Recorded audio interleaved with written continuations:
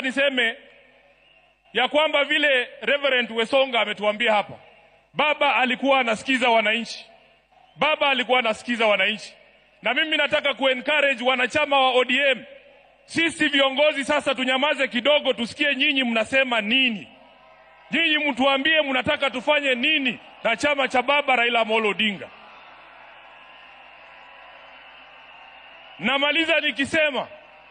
Namaliza nikisema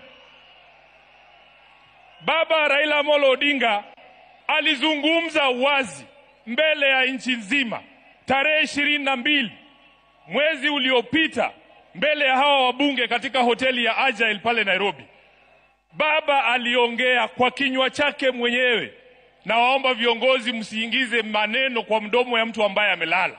Alisema yeye mwenyewe, akasema kama chama lazima tujiandae kwa ajili ya uchaguzi wa mwaka 2027.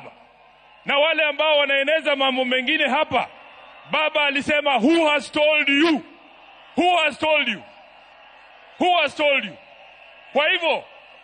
Kwa hivyo sisi tutafuata the last standing instruction ya baba ambaye alitoa chini ya siku 23 ambazo zimepita kabla afariki. Kwa hayo mengi